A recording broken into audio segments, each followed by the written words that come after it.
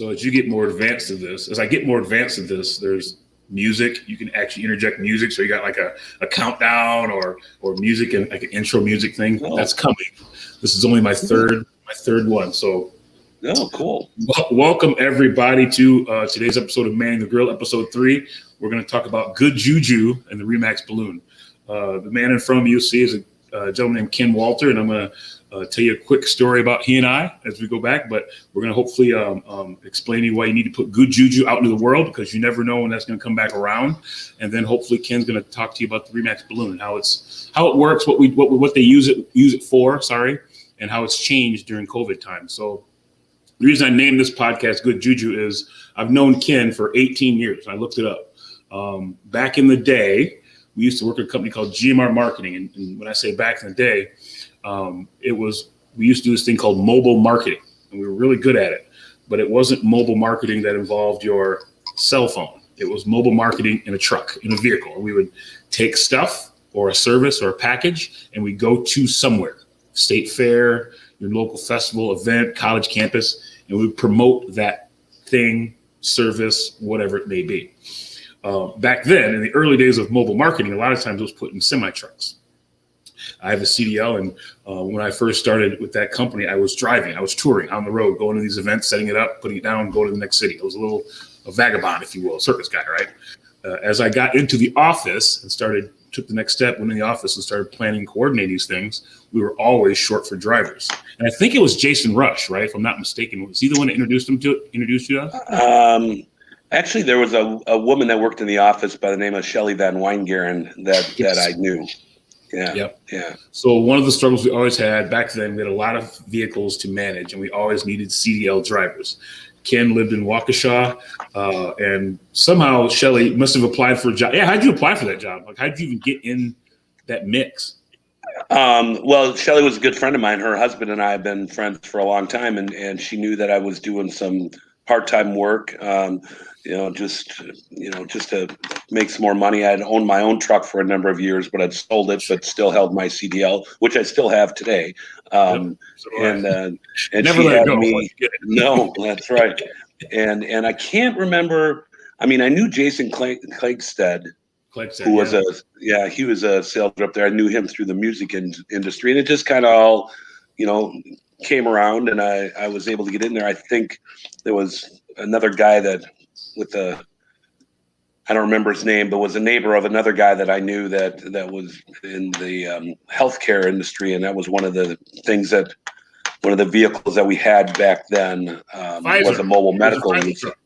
Yep, exactly. Yep. I wasn't sure if I could say that or not, but we're past it now, and who knows? I don't even think they're the same name. Well, Pfizer, but anyway, yeah. So to your point, I remember I was managing that vehicle. I was helping route it and put the thing together. And this guy, Ken Walter, came across, and boom, you came and did the job. And then as I got to know you, I understood that you got into hot air ballooning. That was your hobby, right? You get on the road, you're always in a restaurant, right, with these random people that you don't know. They're just promoting this product or whatever. And you and I were in a restaurant. I think it was in Texas, I feel like. Anyway, you were explaining your love of hot air ballooning, and that's what you do on the part-time.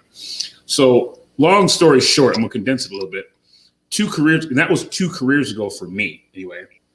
2 different careers ago. Let's fast forward 18 years. I'm in real estate, kicking it, doing good. And I'm making a brokership change to the REMAX brand. Went there, met Dan and Pam, and I sponsored an event in Fitchburg called the Fitchburg Festival Speed. And I wanted the balloon there. I've always wanted this balloon there. I've been fascinated with hot air ballooning even before I met you, because when I was on the road, we spent 2 years at the Albuquerque Balloon Festival. And I had a blast at that thing, right? Just the early morning glow rises and the whole 9, right? So when they gave me and every REMAX agent in the world has a chance to lease or use the balloon for their event. There's some specifications, some criteria you got to meet, but other than that, everyone has an opportunity to use that balloon. I applied for it, and sure enough, the guy that I got to talk to is Ken Walter. And I just started laughing. And I'm like, how funny is that, right? And so I remember the first time I called you, and I was like, dude, what's going on? And can I get the balloon? And so I'm going to ask Ken to kind of talk about it. And the first question, man, how did you get into hot air ballooning? I've never really asked you that. But I figure 18 years later, it's the perfect time to ask you, how did you get into hot air ballooning? Well, actually, it was a friend of mine that got me started crewing. I started in 1988 is when I started ballooning, and I had this friend was like, "Come on, you got to come check this out." And I was like, "Oh man, hot air balloons! I got to get up at 5 a.m. This is ridiculous." And I was driving truck full time at that time. And so finally, I'm like, all right, well, it was a Sunday morning. We'll give it a shot. And so I went out and met up with the pilot and stuff and did this balloon crew. And I was just really unsure about the whole thing at that point until the balloon started coming out of the bag and we started inflating it. And I was just awestruck by this huge, huge balloon. At that time, this is going way back. It was the Milwaukee County Zoo had a hot air balloon that they were promoting the zoo with, and it was this big pink balloon with zebras all over it. It had zebras all the way around. So it's like, it was just amazing to see this thing 85 feet tall with these zebras on it, and it was just really cool. And so I started chasing. I started crewing, helping out, and I was really pretty much hooked. And that's one thing I found with ballooning. Either I don't want to say you love it or you hate it, but either you get hooked or it's just okay. And Sure. and so many times people, I have found I've got people that crew for me now that just, one time out, they're hooked. I've had people that have been my passengers that have gone on to get their pilot's license. I've had crew that have gone on to get their pilot's license. So I was hooked and I started crewing. And then it was within that first year or two that I started training with that pilot that was, that operated that zoo balloon. And that was a short-lived commercial contract. And then the next contract that he got, oddly enough, was with REMAX. So he had the REMAX balloon in the Milwaukee in the early 90s. And so I did most of my training learning how to flying a REMAX balloon in the early 90s. So you've been doing it for 30 years. You've been flying REMAX for like 30 years.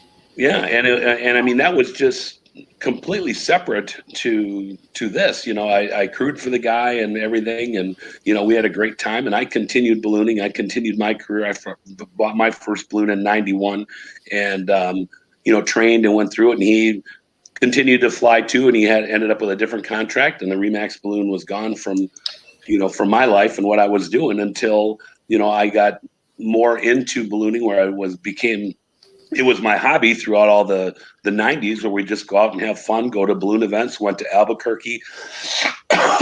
Excuse me. I've been to Albuquerque every year since 1989. I did just for fun, things like that. And then in the early 2000s, I'd gotten my commercial license and started doing passenger rides and stuff. And I got a phone call from a guy just out of the blue. And oddly enough, that was at the time I was driving truck part-time.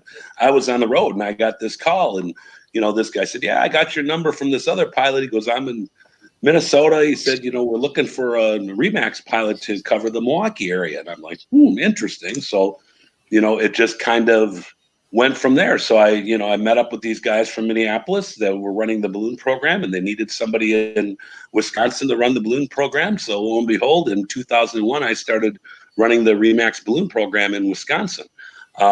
Worked together with those guys in Minnesota all up through till about 2015, and then they retired and out of it, and I had the opportunity to get the contract for the whole what was called the North Central region, and in I think it was 2016 or 17, I got the whole region.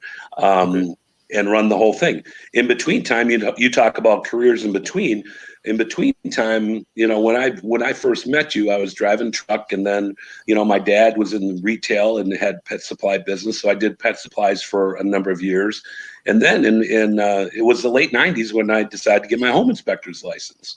So I was a licensed home inspector for 15 years. I've done over 4,000 home inspections. And when I got the REMAX contract full time, it was like, well, I need to focus on one business, and it's either, I'm going to do ballooning full time and sell my other business, or, get out of ballooning, just turn it into a hobby and do home inspection full time. And it was the easy transition to make, to take my hobby, the thing that I loved and that defines my life, and made that into my business. And, I've raised three 3 great kids in it. My wife loves it as much as I do. We travel the country. We go to different events, and and REMAX, being part of their marketing team has really helped me promote their brand. And I've done a lot of different things with REMAX. So that kind of brings us to today, where we still do balloon rides. I have my own balloon. We still go to events all over, but REMAX is kind of my bread and butter that keeps things going for me, for my family. Sure. And there's additional responsibilities with just the REMAX part, because it's not just the balloon. That's the big part. But there's also like the parade unit, the cold air, which is what I've been using a lot.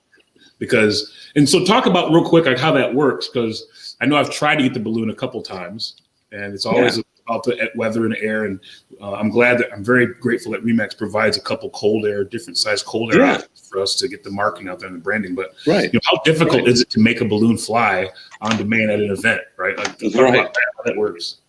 Right. Well, and that's just it. The REMAX hot air balloon program is a full encompassing marketing program, where we're doing, we're getting the brand out there in every way that we can. And because hot air ballooning is so weather dependent, over the years we've done more where we have the cold air balloon, which is a 26-foot tall replica of the hot air balloon that we can stake to the ground.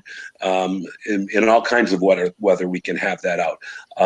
So we get that brand out there. It's all about branding for me, like we did years ago with GMR. It's all about marketing. It's all about branding.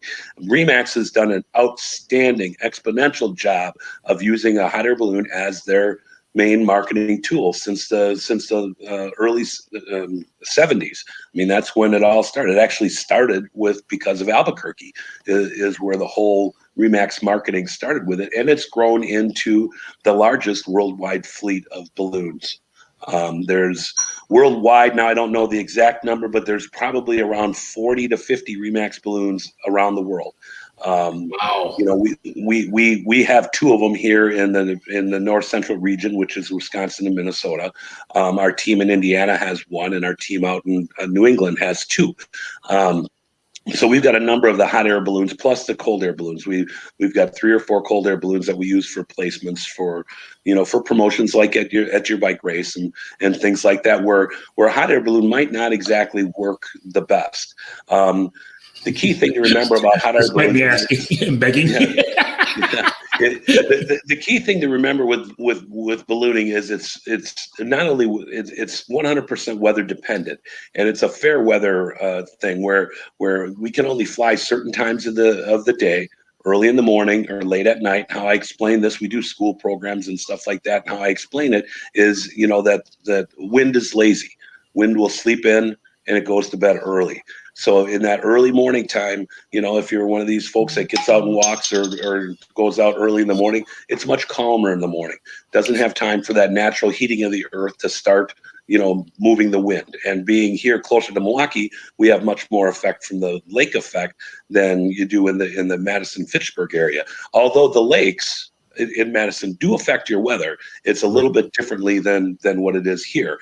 And in the evenings, the wind will settle down sooner, as dusk comes and things start to cool off, and you get more of the even cooling of the earth. So that's why ballooning is early morning or late in the afternoon, and it's always going to be less than 10-mile-an-hour winds. So when you see wind speeds that are going to be in excess of 8 to 10 miles an hour, it's really hard it's easy to fly in faster winds, but it gets much more difficult to launch and inflate or to land in greater winds. So that's why as a company, we've gone more with the cold airs, and we also do, you had mentioned, the parade units.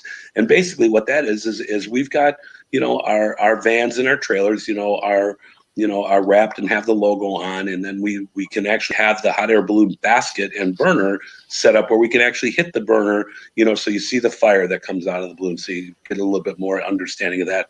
We've done a lot of, we've done a lot of parades. Oh yeah, you feel That's what's amazing to me when you're on that basket on the trail, you hit the burner literally 30 feet away. You feel that heat. It's amazing. Right. There's a lot of radiant heat that comes off there. You got to remember, that a hot air balloon produces 17 million BTUs of heat in 1 hour long flight. So you think about your average furnace in your house is 70 to 100,000 BTUs, and that's what it uses to heat your home. We're using 17 million BTUs. I mean, we're creating heat that's exponential, to be able to get that lift. And it all goes back to basic physics. I mean, I've got kids in high school now, and it's like, this is how you relate your life to physics. Whereas when I was a kid, I never figured I'd use physics or any of that stuff. But now that's pretty much all I do. It just uses that simple technology of hot air rises. It's very simple. It's the oldest form of aviation, and yet it's the simplest. There's a lot less things that can go wrong. People ask me, well, do you fly airplanes too? And I'm like, hell no, there's too many things that can go wrong with an airplane. There's too many moving parts. Ballooning is very simple. We still use wicker baskets, which is what was used in 1783 when ballooning was invented. They used all wicker baskets then. And, companies throughout the years have tried many different types of composites, aluminum, many different things for the balloon basket, but it still goes back to wicker because it's strong and it's flexible, and it's durable. It lasts really well. The balloon fabric is made out of a ripstop nylon, very similar to basically the same type of thing like a parachute or windbreakers are made out of, but there's a polymer coating on the inside of it that closes the pores of the fabric to hold the heat in. So it holds the heat in, so that's where you can make that big bubble of heat at the top of the balloon that gives you lift. Basically, from the center of the balloon up is all you really need. With REMAX, it's a red, white, and blue balloon, and the lower half is blue. You wouldn't even need any of that blue there. That just kind of pulls it all together because that ball of heat is at the very top. So can't get out. Right. Yeah. And over time, as the balloon wears out and things like that happen, and just a natural migration of the heat through the fabric, balloons wear out after about 500-600 hours, from use and from UV rays and things like that. But now the way they're building them, they last a long time, and it's very safe. People think that ballooning isn't safe only because if you do see ballooning in the news, many times it's something bad. It's just like airplane crashes. There are thousands and thousands of miles and people that fly every day, but you only hear about the bad ones. Same thing with ballooning. I've got over 2,000 hours in the air, safe hours, no injuries, no accidents, no anything like that. We're very, especially with REMAX, we're pretty conservative. We want the weather to be good, and sometimes it's hard to get that point across to people and get that point across to agents and brokers because we want to be able to show that brand and all of its glory. We don't want to show that brand being all twisted and ugly and all over the place. That would be yeah. Last weekend we were in Stillwater, Minnesota, for REMAX Professionals, the local broker up there. And we did a small event. They had a small socially distanced type event where we actually did get the balloon out in the afternoon and got it set up for a short time. And I don't know if you want to play that clip of the balloon inflation that kind of shows, how we inflate the balloon. That's something we can do. That one screen, so I can't. Oh, okay. On this platform, but it's down there for everyone to check out if they want to check it out later. Yeah, it's in all the comments. Yeah. Sure. So I mean that kind of shows an inflation how the balloon stands up and what we do with it at that point. Now, I know I kind of continue to talk and I talk a lot sometimes and I kind of talk with my hands too. But you are an interviewer's favorite guest. Yeah. And now, since this time last year with COVID becoming such a big part of our life, it changed things for us, for the way we market and the way we do things. We can still, the corporate allows us to fly the balloons when we need to, but we don't take any passengers. We're not doing any of it. Not right now. Nope, we're not doing any passengers. We're just a balloon cruise. And the biggest thing is we promote through so many events, and so many of these events have been canceled or postponed that it's hard to do anything with it. So we've gotten a little bit more creative with the the parade unit, with the van and the basket and the cold airs, where we've done, pop-up events where we'll just come out and set the cold air up, if it's in front of your office or where we just work on getting that branding out there, getting that name recognition out there, in the safest possible way. Like I said, we've gone to lengths with my own personal ride business, where we still do balloon rides in my non-logoed balloon, my regular balloon, but we only would do private rides, just family members. We do the best we can with social distancing in the vehicle, and masking in the vehicle and in the balloon, if that's what people choose or want to do. And like I say, we only do private rides, so it's only couples or people from the same family or same household that we provide rides to. And in 2020, with so many events being canceled and so many things not happening and people not going on trips, and that, our business was really pretty strong, where we had quite a bit of inquiries and quite a bit of people that wanted to go on balloon rides, because they weren't going to games, they weren't going on vacation, they were looking for something to do that they could socially distance, where they could be outside, and not be in a big crowd of people. So it's really, we had a pretty good summer, for that. So with some of the things slowing down with REMAX, we were able to do more of that, and it actually all worked out pretty well. Now in 2021, we're hoping that more things are able to happen. We're being more creative with things. I mentioned to you a little bit earlier about, we had the event in Stillwater, Minnesota last weekend, which worked out well, where we had a couple of balloons set up. Now this coming weekend, starting Saturday, we've got a balloon event in Hudson, Wisconsin, called the Hudson Hot Air Affair. You can always check them out at hudsonhotairaffair.com. It's an event that's gone on for 30 plus years in Hudson. I've found, as long as I've been in this game with REMAX, is people in Minnesota, they do more wintertime activities than they do around the Milwaukee-Madison area. We kind of around here, I don't want to say hibernate, but there's not as many winter things going on. And whereas Minnesota, they've got a lot of ice fishing tournaments, a lot of skiing things and stuff like that. So for the Hudson Hot Air Fair, that was kind of a big thing for them for the first weekend in February. And unfortunately this year, and what we had planned on is doing, not having a crowd of people at a balloon event, like Albuquerque. Albuquerque, for example, was completely canceled last year. Still trying to figure out how to do things like that to be able to keep things socially distanced. Because the essence of that, the whole beauty of that is you get to go up and touch and feel. It's like a drag race, any cherry race, right? Like you go up and see it and touch it and talk. Right. And, yeah, see that. Right. And that interaction. And us as humans, I mean, we thrive on that interaction. I know, it's tough for guys with personalities like you and me to be totally home by ourselves all the time. We want to be with people. We want to talk to people. I'm in my house. Right. Me too. Me too.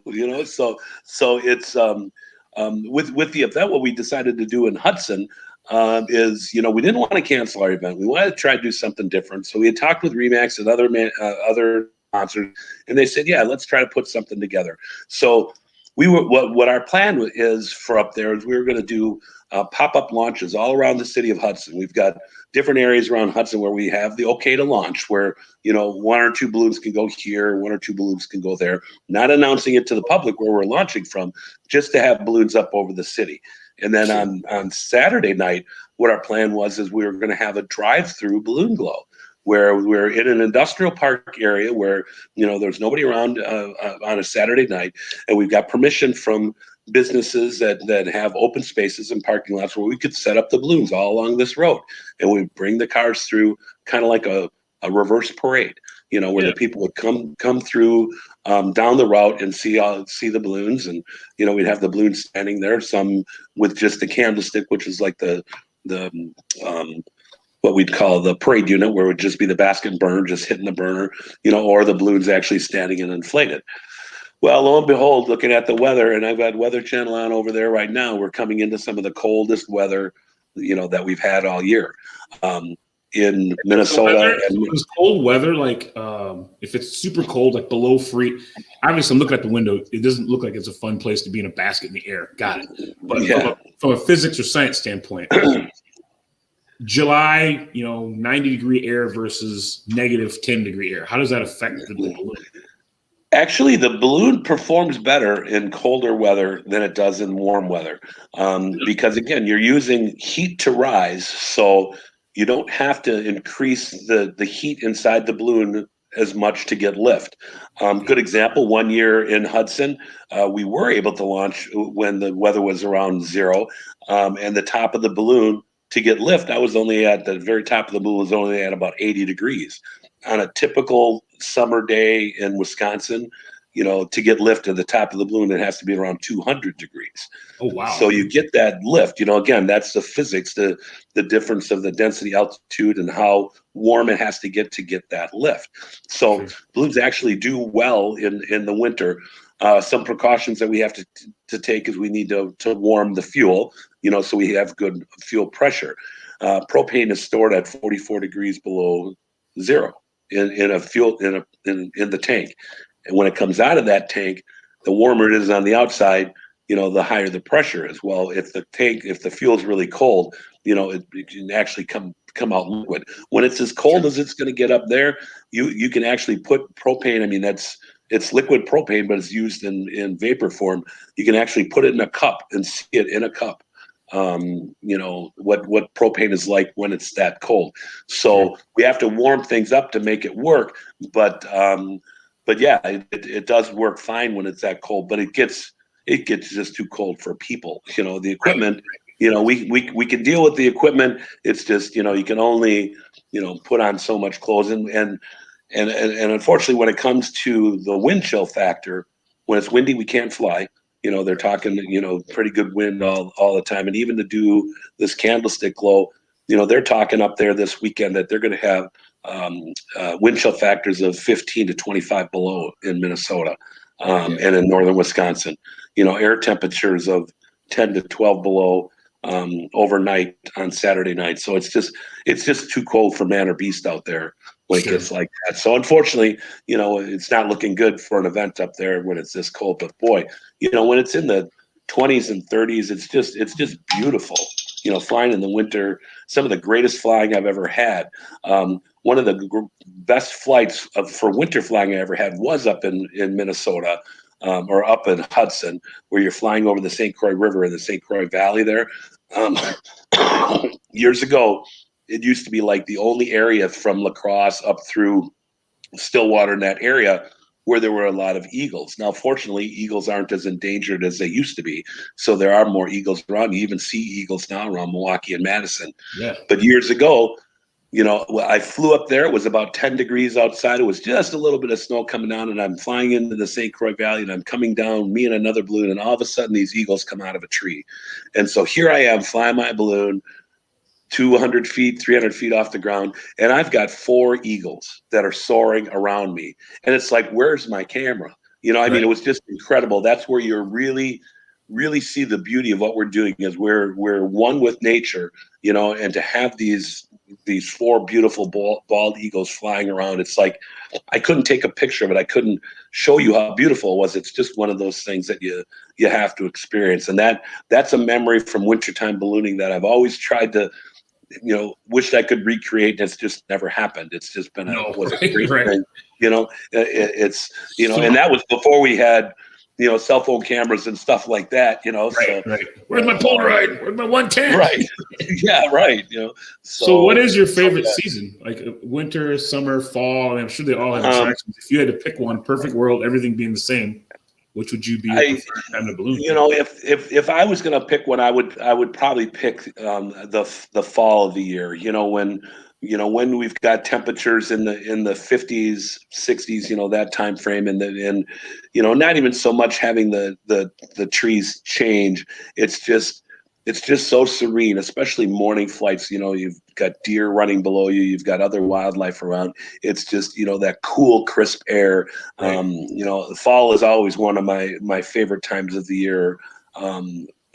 Anyway, but unfortunately the weather in the fall, that's when things start to change, and it's much more difficult to get those good flights in. This year was horrible. I mean, I think I had from normally from the 1st of September through about up till up till Halloween. I usually get maybe 15 to 20 flights in at that time.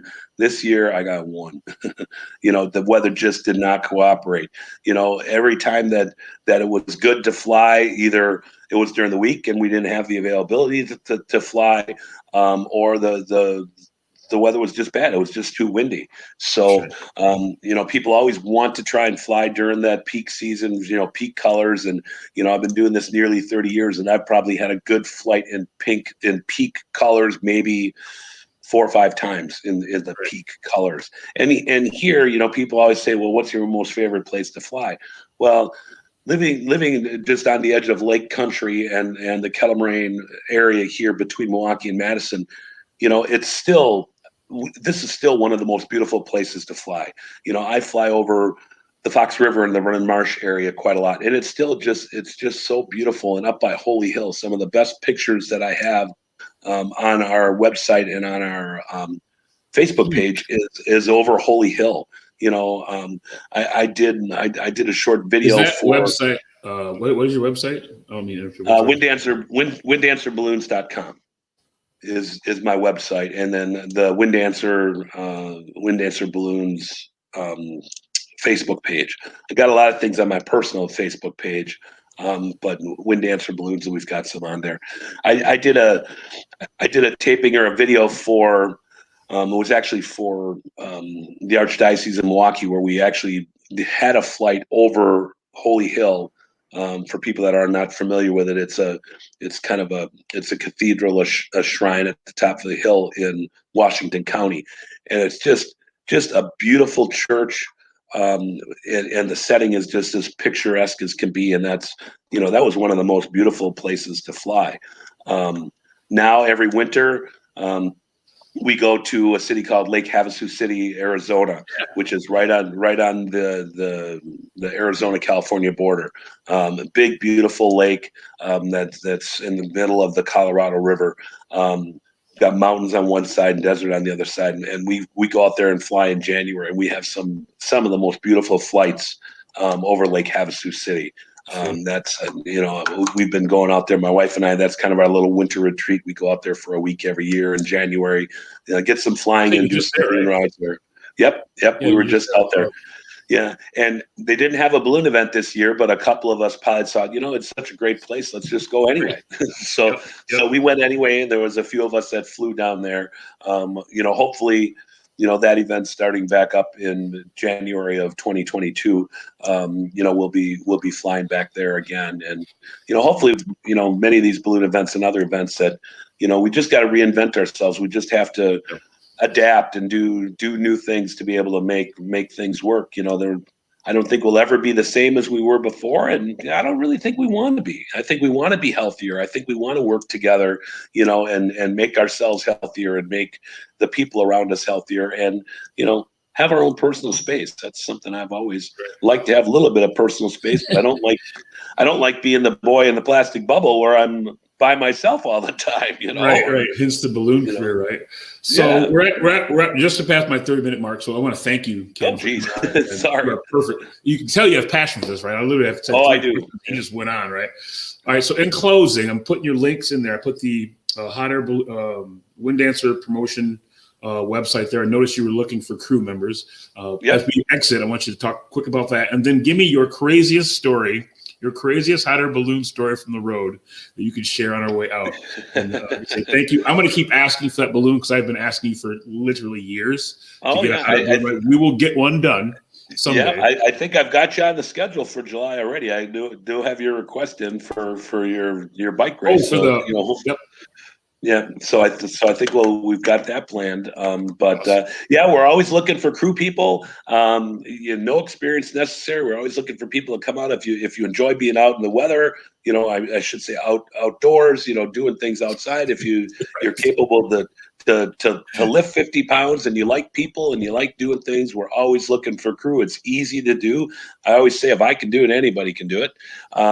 It's just a lot of fun. You have to be able to like getting up early in the morning, and you can't mind having a little bit of champagne in the morning for a celebration after a flight. That's always part of our celebrations is a champagne or a sparkling grape juice toast.